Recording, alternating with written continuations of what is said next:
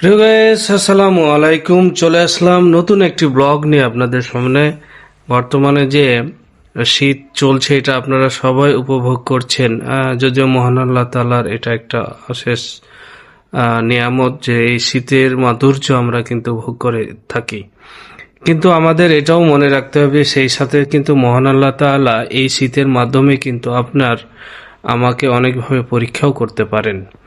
এরকম একটি সময়ে আমরা যদি মহান আল্লাহ তাআলার শ্রেষ্ঠ সৃষ্টি মানবকুল এবং অন্যান্য সৃষ্টির পাশে যদি না দাঁড়াই, তাহলে মহান আল্লাহ তাআলা কিন্তু সবাইকে জবাবদিহির আওতায় নিয়ে আসবেন এবং আমাদের কাজগুলো কিন্তু মহান আল্লাহ তাআলা পছন্দ করবেন না।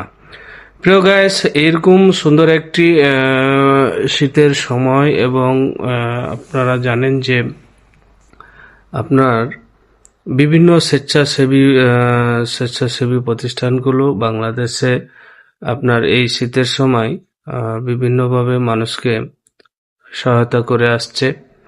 তো এইরকমই আপনার গাউসিয়া কমিটি বাংলাদেশ এবং ওরকম যতগুলো সংস্থা আছে বাংলাদেশের স্বেচ্ছাসেবী সংস্থানগুলো, তারা কিন্তু বিভিন্নভাবে মানুষকে সহায়তা করে আসছে।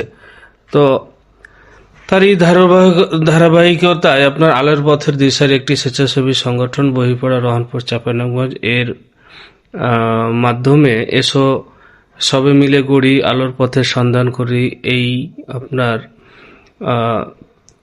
কণ্ঠে শীতার্ত মানুষের মাঝে শীতবস্ত্র বিতরণের আয়োজন করেছেন আপনার 1 জানুয়ারি 2026। এটা বহিপড়া মোড়স্থ অফিস কক্ষে আয়োজন করেছেন তেনারা। এর মাধ্যমে আপনার অনেক শীতার্ত মানুষকে কিন্তু সহায়তা করা হবে।